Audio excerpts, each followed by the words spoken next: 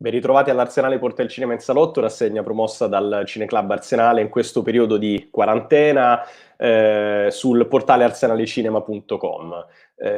Oltre a mostrare, a farvi vedere quotidianamente dei film, oramai da un po' di giorni stiamo avendo l'opportunità di poter esplorare quello che è il cinema che per noi è più interessante, soprattutto il cinema italiano in quest'ultimo periodo, grazie all'incontro con chi il cinema lo fa, con gli autori. Oggi è uno di quei giorni. Ringrazio veramente di cuore Antonio Piazza e Fabio Grassadonia per essere nostri ospiti e per permetterci, a distanza di 7 anni oramai dall'uscita nelle sale di Salvo, di poter parlare di quello che posso tranquillamente dire essere uno dei gioielli più interessanti del cinema italiano degli ultimi anni. Grazie veramente di cuore per aver accettato il nostro invito. Grazie a voi. Grazie a voi, buonasera. Buonasera.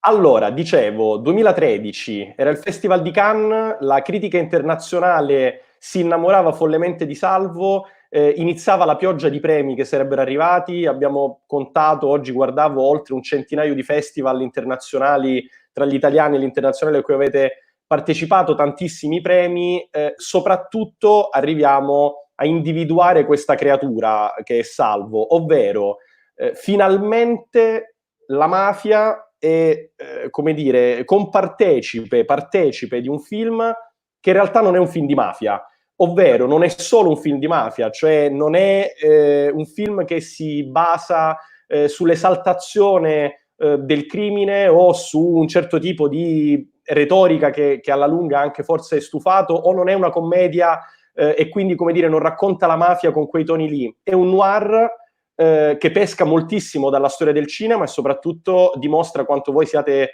cinefili, perché bisogna amare il cinema per arrivare, no, a fare un film come Salvo. Quindi mi raccontate un po' come è partito il viaggio di Salvo, cosa c'è prima di tutto questo percorso che in poche parole ho cercato di raccontare. Guarda, per Salvo il punto di partenza è stata proprio una riflessione vicina a quello che tu dici, perché a un certo punto noi ci siamo interrogati come autori, volevamo raccontare qualcosa che fosse importante per noi, qualcosa che ci stesse a cuore, perché prima di Salvo è il nostro esordio alla regia nel lungometraggio. Prima di Salvo abbiamo fatto solo un corto che si chiama Rita, che già comunque prefigurava qualcosa del film. Prima noi lavoravamo come sceneggiatori, però diciamo su commissione, cioè su progetti che non partivano da idee proprie. E mediamente schifezze. Diciamo. Sì, non avevamo... Sì.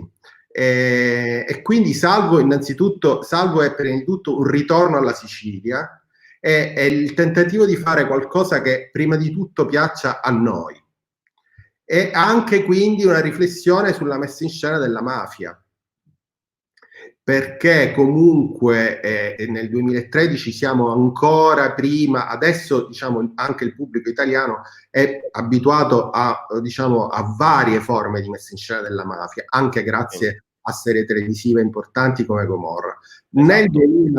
Nel 2013 la rappresentazione della mafia e della Sicilia apparteneva a un genere molto preciso, che era il cosiddetto cinema civile, che aveva dato esempi importantissimi nel corso del tempo, non so, capolavori come Salvatore Giuliano di Rosi, ma poi si arriva ai 100 passi con il nostro Luigi Locascio, che abbiamo appena visto in foto, una foto di scena di Salvo, ma 100 passi, come dire, è la chiusura di quel grande periodo. Poi c'è un po' un ripetersi di schemi, a noi piaceva completamente rompere, rivoluzionare, il racconto di mafia e partire per esempio da un genere che nel caso di Salvo è il genere noir, ispirandosi ai vecchi noir francesi, al cinema di Jean-Pierre Melville, e quindi siamo partiti così, siamo partiti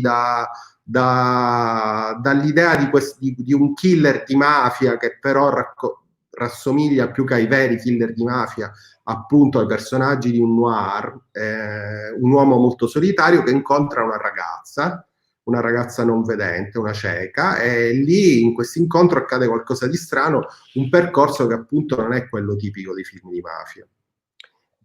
Assolutamente. C'è una cosa decisamente interessante. Parlavamo un attimo fa della costruzione, della messa in scena. Una delle collaborazioni decisamente interessanti è quella con Daniele Cipri, che abbiamo avuto modo di avere nostro ospite recentemente, che ha curato anche la fotografia del film. E che di sicuro, immagino, conoscendo Daniele, sarà stato anche un ottimo interlocutore proprio nella costruzione della scena. La cosa su cui vorrei un attimo però soffermarmi, in attesa di domande che arriveranno da parte del pubblico, è invece su tutto quello che succede fuori dalla scena, ovvero fin dalle prime sequenze, molte cose che la protagonista percepisce, ma anche, come dire, fatti importanti ai fini della costruzione dello stesso Salvo, cioè di quello che è il privato o del lavoro di Salvo, avviene fuori dalla scena. Mi raccontate in termini proprio di scrittura, visto che partite dalla sceneggiatura, come si riesce a trovare un equilibrio così perfetto tra quello che metto in scena, quello che ti faccio vedere? È paradossale, come dire, no, parlando di una ragazza cieca, perché spesso queste cose succedono mentre no, c'è un personaggio che ha questo tipo di problematica, però appunto cosa lo spettatore vede, ma nello stesso tempo sta succedendo altrove e noi lo percepiamo attraverso rumori prevalentemente. Ecco, mi dite come si riesce a trovare proprio in scrittura questo, come si raggiunge questo? Questa cosa che dici è stata proprio l'inizio della riflessione nella scrittura del film. Perché il film è la storia di due anime morte che collidono e misteriosamente questa collisione genera la vita, rigenera la vita. Allora l'idea è stata quella di mettere in campo, per raccontare queste anime morte, due forme di cecità. Una è la cecità fisica, concreta, di Rita, una ragazza che è nata non vedente e che quindi vede il mondo attraverso altri sensi. Ovviamente, essendo noi al cinema, abbiamo dato particolarmente rilievo all'aspetto sonoro, all'udito. Certo. Questa ragazza si imbatte in questo animale feroce, freddo, determinato, che in qualche modo costruisce la propria elezione all'interno di questo mondo, proprio perché è capace di escludere tutto ciò che è fuori dal proprio obiettivo. E allora il racconto nasce dalla necessità di raccontare due personaggi che fondamentalmente selezionano solo ciò che è importante e necessario per loro, per la propria vita e nel caso di Salvo per il proprio ruolo, perché è un killer. Certo. È uno che deve ragionare più rapidamente degli altri e in maniera più efficace degli altri se non vuole soccombere. Quindi l'idea era quella di come raccontiamo questa storia dal punto di vista di due personaggi che in qualche maniera sono affetti da due diverse forme di cecità. E la risposta che ci siamo dati, la più semplice che abbiamo pensato, è quella di, concentriamoci su di loro, teniamo in campo costantemente loro, stiamo accanto a loro, stiamo a ridosso, stiamo vicinissimi a loro, e tutto quello che accade fuori è qualcosa che ascoltiamo, ci entra come suono, ci entra come rumore, e in base a questo, come fa Rita, noi, pubblico, dobbiamo creare il senso, dobbiamo interpretare, dobbiamo capire e andare avanti. Quindi all'inizio del film, soprattutto, la macchina è strettissima sul corpo, sui dettagli, sul volto di Salvo. Sì. E quando poi i due si incontrano misteriosamente in questo sottoscala, in questo sgabuzzino sotterraneo dove lei conta dei soldi, canticchie, eccetera, c'è un passaggio di testimone. A quel punto mettiamo in campo il punto di vista della ragazza, di Rita, ed è un punto di vista di una persona non vedente. Quindi, come lei, noi stiamo su di lei, tutto il resto che la circonda non lo vediamo. Dobbiamo, come fare lei, interrogare lo spazio sonoro che la circonda e rispetto a quello costruire il senso e anche le scelte, i movimenti che questa ragazza comincia a compiere in relazione a questa misteriosa presenza che lei percepisce all'interno del proprio spazio vitale. Poi, nella collisione fra i due accade qualcosa e poco per volta la macchina da presa comincia a assumere una distanza da questi due corpi, perché questi due corpi, abbracciando l'insorgenza miracolosa della vita, di una nuova vita in loro, comincia a riabbracciare il mondo che li circonda, comincia a rimetterlo dentro. Tutto questo era già dentro la scrittura. Il copione era un copione molto scarno, esivissimo, di una settantina di pagine, perché non raccontava nulla di ciò che era attorno a loro, raccontava tutto attraverso di loro e nella costruzione sonora del mondo che evolve nell'evoluzione delle loro anime che l'incontro mette in moto. Per chiudere, come dire, questa parentesi su quello che sta fuori, su quelli che sono però degli elementi che diventano appunto diegetici, prima di passare appunto alle prime domande che arrivano, la cosa interessante è che sia la musica che gli elementi sonori aiutano a creare proprio la tensione. Allora, alla musica, visto che tu dicevi la ragazza la troviamo che canticchia e più che altro che ascolta e riascolta un pezzo, nel rivedere il film la cosa che mi ha un attimo sorpreso è che il momento in cui si stacca e si passa da lei a lui è quando la canzone, credo fossero i Modà con Emma Marrone a memoria, dice si sveglierà il tuo cuore in un giorno d'estate rovente. Allora, questa frase qui è quella che ci fa passare, no?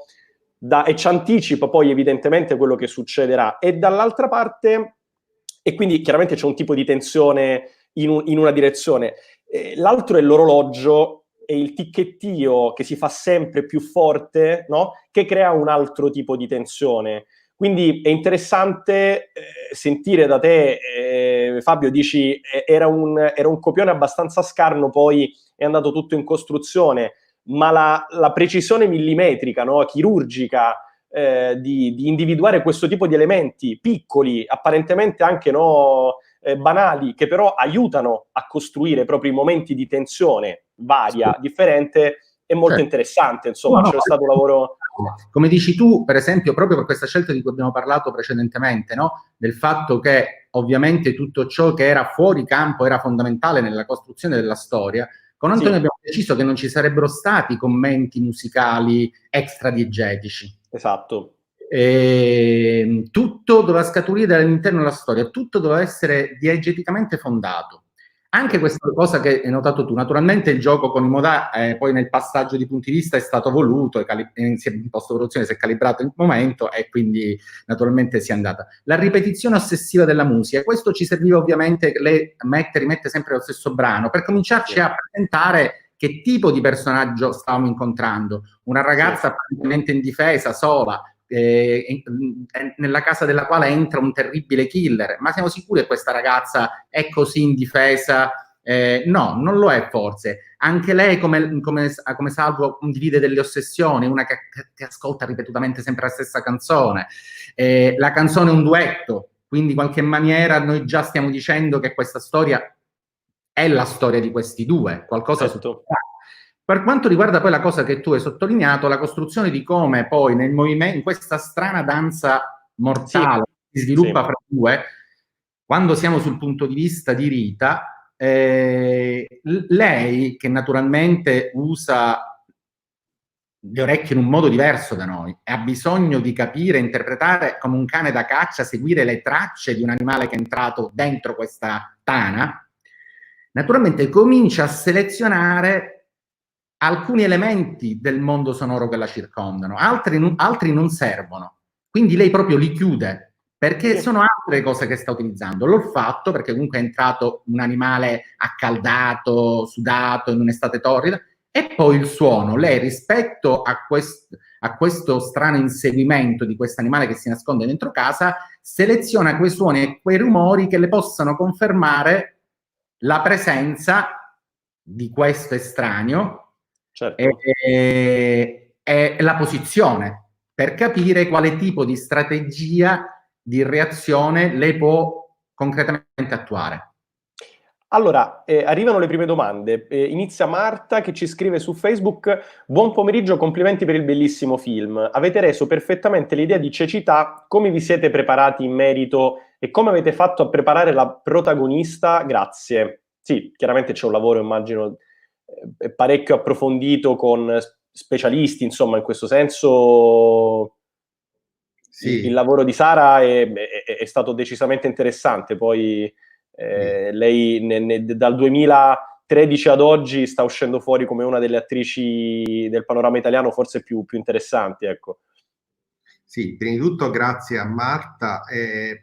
Allora, innanzitutto Sara Serraiocco è stata bravissima nel film. Devo dire, ovviamente noi siamo molto legati a Salvo perché è il nostro primo film ed è il film che ci ha permesso di continuare a fare il lavoro che amiamo, cioè la regia e la sceneggiatura. Ma se dovessimo proprio scegliere uno dei motivi più importanti per cui siamo legati è anche proprio quello di avere anche scoperto Sara, perché effettivamente ci ha regalato un'interpretazione fuori dal comune in Salvo. La preparazione sua e nostra alla cecità è stata lunghissima. Abbiamo studiato tanto, abbiamo incontrato moltissime persone non vedenti, visitato noi prima di lei degli istituti dove lavoravano o studiavano non vedenti. Poi il lavoro di Sara è stato durissimo, diciamo, e tra l'altro lei in quel momento era il suo primo film, aveva 21 anni, e devo dire si è prestata a questa preparazione molto, devo dire, effettivamente particolarmente impegnativa, con grande generosità. Lei ha cominciato tutto a Roma, perché in quel momento eravamo a Roma con lei, e ha cominciato frequentando una signora non vedente che si chiama Ada, che con cui passava le giornate. Sara si bendava, stava con Ada e doveva imparare, diciamo, i gesti di tutti i giorni da non vedente. Non era completamente sufficiente perché Ada è una donna forte, indipendente, al centro del suo mondo, mentre il personaggio di Rita è diverso. È una ragazza sola, ha questo rapporto con questo fratello che muore all'inizio del film, e quindi poi in realtà il lavoro di Sara è proseguito in Sicilia, perché ha fatto un lungo periodo di convivenza con una ragazza non vedente a Montelepre, in una situazione un po' più difficile da un punto di vista familiare. E poi, diciamo, in realtà Sara addirittura indossava anche durante le riprese delle lentine oscuranti, cioè Sara di fatto era cieca anche durante le riprese. Lei fondamentalmente seguiva il suono della macchina da presa, sì, e dei bagliori nella fase iniziale del film. E questo ovviamente l'ha aiutata molto, quindi è stata una lunga preparazione che diciamo, che è stata accompagnata da una figura che non abbiamo fino a nominato, ma è una figura che per noi diciamo, ci accompagna in tutti i film, sia come attore sia come acting coach, che è Filippo Luna, che è un grande attore palermitano che in quel momento, diciamo, è stato il primo insegnante e mentore di Sara. Sara ancora non aveva neanche fatto il centro sperimentale in quel momento. E quindi, diciamo, tra noi e Filippo è anche, diciamo, proprio la costrizione fisica che le si costruiva intorno. Abbiamo girato d'estate, Sara non usciva mai, proprio si chiudeva, anzi, diciamo, la pregavamo di non uscire, però era, diciamo, una richiesta dei registi, quindi arrivava un po' come ordine, diciamo. Certo. in un'estate che puoi immaginare palermitana, torrida come quella proprio del film, lei non usciva, rimaneva bianca, stava nella sua camera d'albergo, quindi condizioni molto simili a quella condizione diciamo, di simil prigionia vissuta poi da Rita nel film. Allora, arriva una domanda su YouTube, Lorbar, secondo voi il traditore di Bellocchio ha portato qualcosa di nuovo nel raccontare la mafia e nel portarla sullo schermo? Io aggiungo giusto una cosa a questa domanda, visto che mi pare di capire che la domanda di chi la sta ponendo va nella direzione del genere e prima abbiamo fatto un piccolo accenno al genere. La cosa interessante di Salvo è che è ripieno a suo modo di vari generi, e visto che un secondo fa stavi parlando di quell'estate torrida, quanto è western la scena dell'arrivo, come dire, del boss con quella sabbia che sale, insomma, è così come, ecco, questa immagine qui, quanto è western questa, e soprattutto, visto che è giocato perennemente sul taglio degli occhi, a partire anche dalla scelta del manifesto di Salvo, quanto c'è di quel tipo di western, quindi del western all'italiana, insomma, da Sergio Leone in poi. Ecco, faccio giusto una piccola aggiunta, perché mi sembra che la domanda andasse nella direzione del genere. Ecco. La tua domanda è una domanda molto facile, perché diciamo c'è moltissimo, ovviamente, perché tanto. Sono film che amiamo, e ovviamente il pensiero proprio per quella scena, hai mostrato la foto del boss interpretato da Mario Pupella, proprio per quella scena, diciamo, il riferimento a Sergio Leone e in genere agli spaghetti western era assolutamente voluto ed esplicito.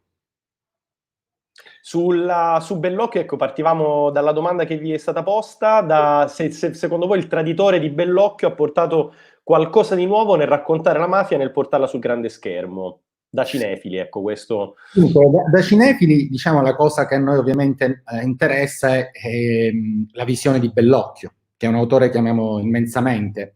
E allora,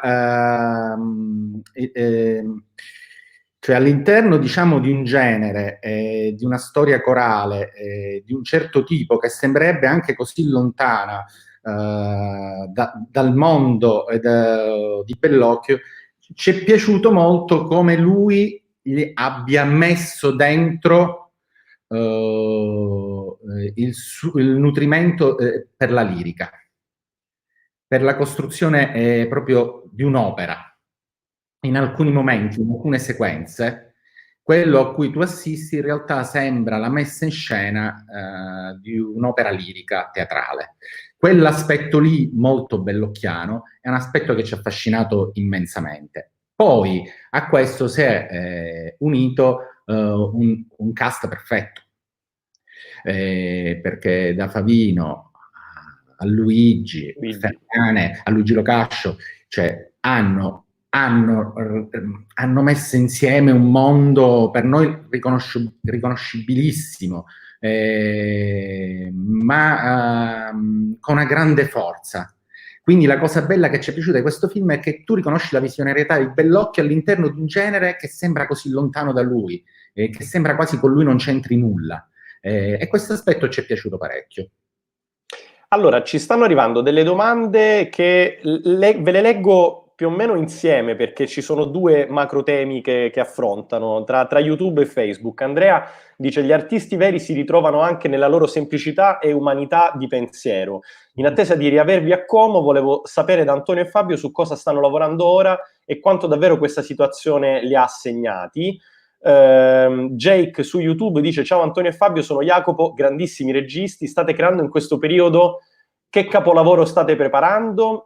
E Stefano ci dice: nel film c'è l'isolamento e nuove consapevolezze, partendo da questo, quale nuove consapevolezze secondo voi ci sta portando questo periodo di isolamento in quarantena? Quindi come dire, il momento e su cosa state lavorando in questo momento, mi sembrano i due macro temi delle domande. Andrea Giordano, sì, è un amico di Como, giornalista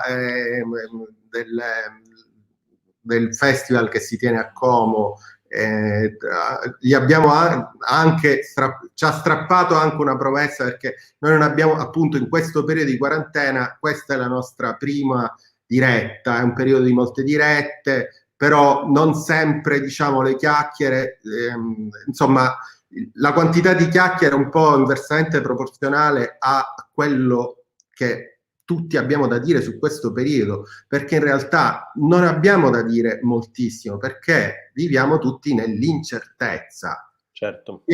Siamo a metà tra una situazione che non c'è più, perché sappiamo che sino a quando questo virus non sarà scomparso non potremo più fare, in senso cinematografico, anche la vita di prima, Chiaro. sia nelle sale ovviamente, ma anche si sta studiando in questi giorni il protocollo da seguire sul set, e anche quella è una discussione molto complicata, e quindi siamo un po' a metà, non sappiamo, in questo momento non sappiamo cosa c'era prima, non sappiamo esattamente quello che ci sarà dopo.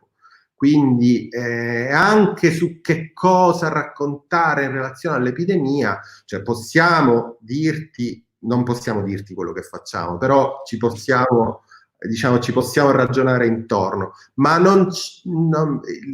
che cosa, come l'epidemia, una delle tante domande di questi giorni, come l'epidemia influenzerà la narrazione. E questo è molto difficile da immaginare, è veramente difficile da immaginare. Ti devo dire, da spettatore, questa è una riflessione da spettatore, io stesso non so se avrò voglia di vedere film sul coronavirus. In questo momento ti direi no, assolutamente no. Concordo. Però magari fra un anno arriva un punto di vista, non so, un'idea, un approccio che è indiretto. Ecco, diciamo, ci piacciono gli approcci indiretti, anche diciamo, il genere, chi lo sa, magari si apre un modo strano per raccontare il coronavirus. Diciamo, mi sembra i film di averli già visti tutti. Gli amanti separati da due balconi diversi che alla fine si incontrano, oppure una famiglia di malavita costretta tutta insieme in una casa. Cioè, possiamo immaginare tutti i film sul coronavirus genere per genere, e non ho visto nessuno di questi. È vero. Allora, sempre da YouTube, Maria Alessandra invece fa un passo indietro. Con che criterio è stato scelto l'attore protagonista? Quindi fase produttiva, prima ancora che sul set. Un attore che non è un attore italiano e che è perfetto per il ruolo di Salvo. Guarda, allora, era un'opera prima con pochi soldi, però dato che volevamo rendere credibile la storia di una cecità, abbiamo pensato sin dall'inizio, in ogni caso, che non avremmo voluto attori riconoscibili, già noti, famosi, che in qualche maniera, come per il caso appunto di Sara, appunto era la prima opera, sarebbero stato un gioco, sai, generalmente quando poi tu hai un attore bravo, chiedi di fare il cieco o di fare l'ubriaco, ci va a nozze. Però tu continui a vedere quel volto che conosci, quel volto famoso che fa quel pezzo di virtuosismo lì. E allora per la protagonista non ci interessava. E per il protagonista volevamo il modello era un modello che derivava dai noir francese, è un certo tipo di attore, un certo tipo di personaggio. Generalmente i protagonisti sono animali notturni, silenziosi, schivi, parlano poco e ogni parola che dicono è una coltellata quando la dicono. E il riferimento principe in questo senso era le samurai di Jean-Pierre Melville, quello straordinario e bellissimo Alain Delon giovanissimo. Quindi volevamo noi una presenza fisica maschile, carismatica, forte, con delle caratteristiche ovviamente meridionali. Certo. Dovendo parlare molto, non ci ha spaventato l'idea di poter lavorare con un attore straniero. Quindi abbiamo fatto un casting sia in Italia che in Francia, perché il coproduttore principale del film è un produttore francese. E poi abbiamo scoperto, sì, Salè, e poi abbiamo scoperto uno dei produttori italiani del film, è Fabrizio Mosca, che conosceva Mohammad Bakri, che è il papà di Saleh Bakri, grandissimo attore palestinese. E abbiamo visto le foto di Saleh, l'abbiamo incontrato a Roma, ci è piaciuto... Saleh era protagonista di un film presentato a Cannes che si chiama Il tempo che rimane, di Elia Suleiman, un bellissimo film. Bellissimo film. Abbiamo visto quel film, l'abbiamo incontrato, una persona disponibilissima, dolcissima, ci siamo trovati immediatamente bene con lui e quindi ci è venuta voglia di passare del tempo con lui, lavorare con lui e creare questo personaggio insieme a lui. Cercavamo una Alain Delon del Sud, in definitiva. Lui ha una presenza magnetica, carismatica, degli occhi meravigliosi, e quindi ci è sembrato effettivamente di vedere il protagonista che avevamo in mente, il personaggio che avevamo in mente in Saleh. Allora, su YouTube Daniela ci scrive: salve, io avevo 2 osservazioni, domande. Uno, il link concettuale tra Salvo e Ghost Story, Sicilian Ghost Story, la vostra opera seconda, il tema a voi caro delle bellezza, poesia, vita nella estrema bruttezza, crudeltà della vita e dell'umanità. E poi le atmosfere mi paiono molto da film western, come dicevamo prima, saturazione, contrasti forti, buio-luce, complimenti, attori veramente bravi, meno quelli noti secondo me, a presto qui in Olanda o altrove.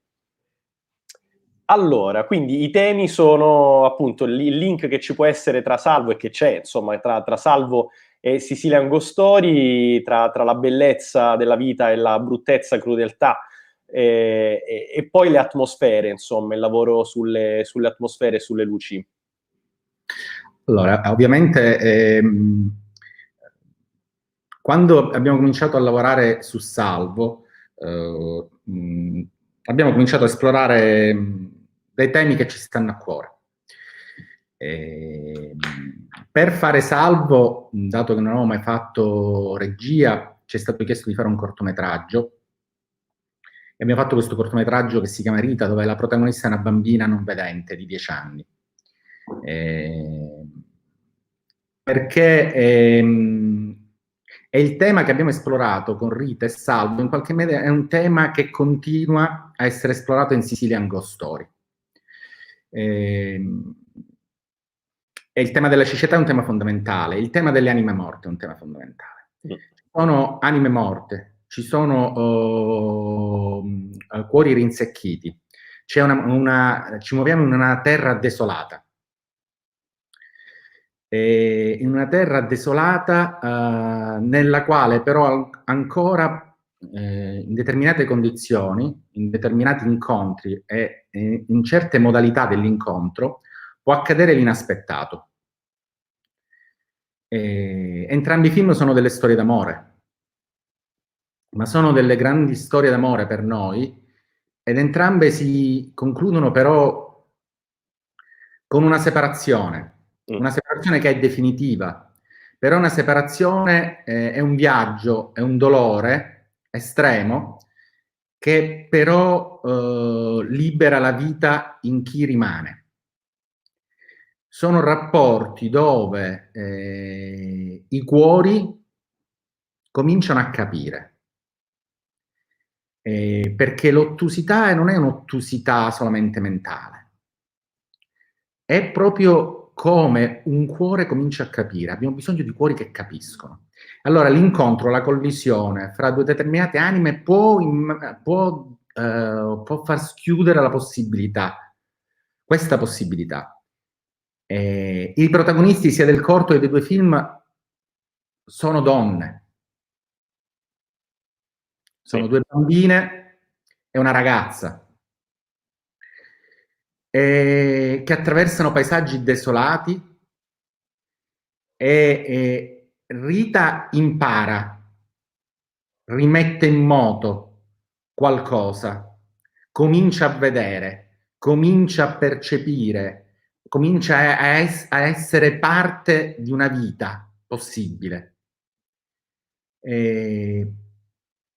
Luna, la bambina di Sicilian Ghost Story, è una bambina che ha già dentro di sé questo nocciolo inscalfibile di determinazione nel non farsi schiacciare dagli zombie, dalla morte, dalla bruttezza che la circondano, dall'orrore umano, materiale che la circonda. E queste anime non muoiono, non vengono sopraffatte,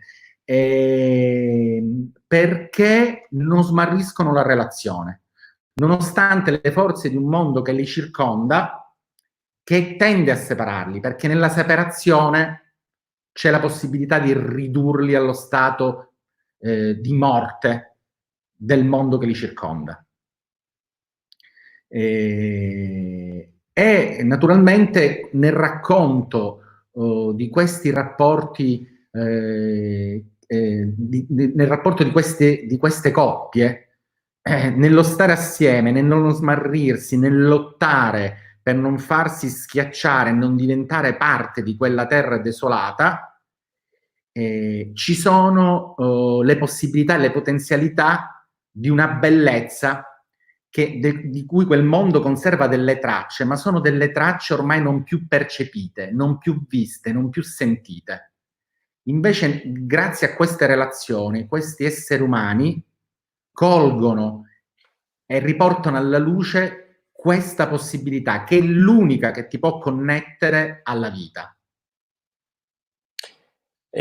Allora, prima di andare in lettura delle ultimissime domande che ci stanno arrivando, io volevo tornare un secondo proprio sulla costruzione, come dire, dei movimenti. Allora, prima abbiamo un attimo analizzato quello che è quella lunga sequenza costruita appunto sulla scala, sostanzialmente, un salire e uno scendere, con anche un gioco di specchi tanto caro al buon Daniele Cipri, che prima stavamo citando, no? Quindi questa ombra, questa presenza che appare anche a volte riflessa. C'era un'altra sequenza che in realtà precede tutto questo, ovvero quella della sparatoria, dell'inseguimento iniziale, e devo dire, nel rivedere il film l'ho percepita, ancor più che cinematograficamente parlando, con un altro tipo di linguaggio, che è quello del gaming, dei videogame, ovvero la macchina da presa segue il protagonista che entra in campo e si muove come se fosse in quel momento, come dire, quasi telecomandato dallo spettatore. Ecco, vi volevo chiedere se da questo punto di vista è anche un tipo di linguaggio, perché poi la cosa interessante è che negli ultimi anni tutte quelle che sono delle operazioni cinematografiche italiane che hanno funzionato maggiormente, cito anche Gigrobò per dire, no? Ne parlavamo qualche giorno fa con Claudio Santamaria, che unisce a sua volta tanti altri generi, se vogliamo, sembra che arrivino da autori che non solo riescono a mettere insieme tante cose, ma soprattutto, cioè tanti generi, ma soprattutto abbiano la voglia di comunicare, di avere uno sguardo che tocca anche altri linguaggi e che inseriscano anche altri linguaggi. Penso ad esempio a quello del videogame all'interno del linguaggio cinematografico, o forse è solo, come in questi casi si dice, una pippa mentale. No, assolutamente no, eravamo e siamo consapevoli che in quel momento è una scelta voluta, perché, ma c'è un motivo, cioè, non è il puro piacere di citare un videogame o di rappresentare Salvo all'inizio del film, Salvo il personaggio di Salvo, come un videogame, è perché è un po' è quello che diceva Fabio prima, cioè questi due personaggi sono destinati a un incontro che cambia la loro vita, e la rappresentazione di ciascuno di loro prima dell'incontro è una rappresentazione in un certo senso speculare. Di Rita vedremo solo il primo piano, escludendo tutto quello che le sta intorno. È come se noi potessimo vedere Rita ma non potessimo vedere quello che le sta davanti, quindi in un certo senso qui rappresentando la sua cecità, tu vedi lei, vedi le sue reazioni ma non sai cosa le sta di fronte, cosa le sta intorno. E Salvo all'inizio è esattamente il contrario, noi vediamo solo gli occhi o vediamo la nuca, appunto ti sembra di essere un videogame perché lui è proprio una killing machine, Esatto. La prima inquadratura del viso di Salvo, quindi non solo degli occhi, quindi il primo piano di Salvo avviene solo quando Rita lo tocca con la mano, gli tocca il viso, e quindi è come se in quel momento, che è il momento in cui lei lo vede attraverso la sua mano, in cui in un certo senso i due si conoscono e si riconoscono, lì in quel momento vedi Salvo per la prima volta, ma perché lo sta vedendo lei. È come se all'inizio noi gli negassimo uno statuto umano. Uno statuto umano, sì, come se, e quindi appunto si trasforma quasi in Terminator. In Terminator, in una pistola che uccide, come la pistola che vedi in primo piano nei videogiochi, che esatto. punto di vista. Quella è quella cosa lì. Sì, perfetto. È esattamente quello che su schermo, insomma, appare assolutamente. In conclusione, un'ultimissima domanda arriva da Giuseppe via Facebook. Salve, penso che Antonio e Fabio siano dei registi meravigliosi e sensibili. Mi piace sapere quali altri registi sentono più vicini al loro stile. Io pensavo a Sebastiano Riso, magari loro anche a qualcun altro. Grazie. Grazie a Giuseppe. Guarda, tu dicevi noi siamo dei cinefili, e ammetto, siamo dei cinefili, e quindi vediamo tantissimo cinema, siamo dei grandi consumatori di cinema e di serie televisive. Sebastiano lo salutiamo, ma diciamo, noi affondiamo nel cinema del passato, con tutto il rispetto, diciamo, ai nostri colleghi. Amiamo, apprezziamo e conosciamo, ma cioè, Fabio, se si deve guardare un film, si guarda un vecchio western, io metto un film di Polanski, non so, anche quando facciamo gli incontri, a volte capita di incontrare degli studenti di cinema, di analizzare insieme dei film, allora andiamo, per esempio io vado su Chinatown, su Rosemary's Baby, non so, Fabio va su John Ford, quindi ovviamente ci facciamo piccoli rispetto a questi grandi maestri. No, però comunque ci sono autori italiani nuovi che a noi piacciono molto. Per esempio a noi Roberto De Paulis piace. Silvia Luzzi e Luca Bellino ci piacciono. Hai citato Giovannesi, a noi Fiore è piaciuto moltissimo. Anche lì Occhi piace. Quindi in realtà ci piace guardare un po' anche di cinema di autori più giovani, e in un genere comunque dopo un lungo periodo, bisogna dire, abbastanza buio per il cinema italiano. Poi grazie all'arrivo di Garrone e di Sorrentino si sono riaperte uno spazio, delle possibilità, un po' più di coraggio, un po' più di libertà, un po' di affrancamento da determinati ambienti, eccetera. E quindi mai come ora, purtroppo è arrivato poi il coronavirus, in realtà ci sono molti autori giovani che stanno tentando in Italia cose molto interessanti, e quindi adesso è un piacere andare a scoprire cosa accade in Italia. E dispiace che sia arrivato questo maledetto coronavirus, perché per esempio anche quest'anno i dati di incasso per il cinema italiano erano veramente buoni, come non accade da anni. È vero. Quindi speriamo che poco per volta, bisogna capire come si gestirà questa transizione, che potrà essere lunga e dolorosa per molti, Però speriamo di limitare i danni perché il cinema e la televisione, anche grazie a un'apertura di possibilità di libertà, perché fino a qualche tempo fa c'erano fondamentalmente solo Mediaset e Rai, quindi sì, certo. adesso con network eccetera eccetera, che credono anche nell'Italia, nella nostra tradizione, nei nostri autori, c'era un momento molto interessante, sono arrivate cose interessanti, altre sicuramente ne arriveranno. Quindi noi sotto questo punto di vista non sappiamo come si affronterà questo periodo e come ne verremo fuori, però sul momento creativo, da un punto di vista del cinema, produttivo, di scrittura, eccetera, è un momento, un buonissimo momento, e che lascia prefigurare, coronavirus permettendo, un buon futuro.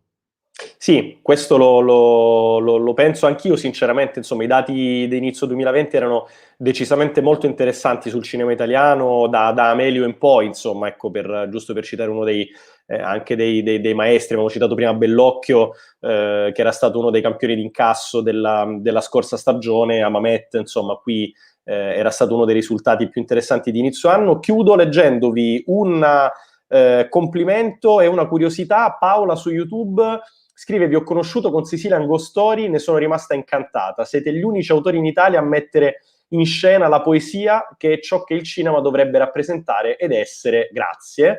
E poi in mail Cristiano scrive: ciao, una curiosità più che una domanda. Il fatto che il personaggio di Salvo fosse interpretato da un attore non italiano ha reso il suo siciliano un po' diverso da quello degli altri. E questo non disturba, ma credo anzi aiuti a caratterizzarlo. È stata una scelta voluta, bravi. Sì. Sì, è stata una scelta voluta. Diciamo, l'idioma più tipico palermitano, non c'è una certa forma, diciamo, una certa forma linguistica è legata ad altri attori che circondano il protagonista, ad altri personaggi. Sì. Che anche un po' straparlano all'interno di determinati cliché, eccetera. Salvo è uno che nell'articolare la parola riconosce una cadenza, ma ha un suo portato, e questo ci piaceva. Abbiamo voluto assolutamente che lui avere la sua voce, la sua inclinazione, il suo timbro, perché comunque anche questo era un elemento di straniamento importante nella costruzione della percezione del personaggio per il pubblico. Sì, decisamente, insomma, citavamo prima Delon, Belmondo, se vogliamo, nell'altro versante, visto che abbiamo parlato di western, è stato anche un po' il vostro Clint Eastwood, il pistolero silenzioso, e quindi in effetti già, come dire, parla poco, e in effetti è vero, questo, c'è uno stacco effettivo rispetto a tutto quello che lo circonda, quindi anche da questo punto di vista è stata una scelta decisamente interessanti. Fabio, Antonio, grazie di cuore davvero per questa chiacchierata cinematografica. Io, come vi dicevo prima, sarà un piacere potervi avere a Pisa quando sarà possibile, visto che, come dire, due autori come voi, nonostante non possiate in questo momento raccontarci cosa nello specifico, ma sicuramente stanno lavorando a qualcosa. Ho lasciato la domanda, credo che fosse Stefano, un po', non lo possiamo dire anche perché porta una sfortuna. Quindi è già bisestile, c'è il coronavirus, sì, guarda. Infatti non diciamo niente, non diciamo nulla, merda, come si dice in questi casi, per il progetto. Le spalle è uno spazio della lavagna che usiamo per lavoro, è una fase di scrittura. Quindi... Però comunque si esplorano i generi, saranno ancora esplorazioni di generi e di mescolamenti. Non aspettiamo altro. Grazie davvero Fabio, Antonio, e un abbraccio forte. A presto. Grazie. Arrivederci. Ciao.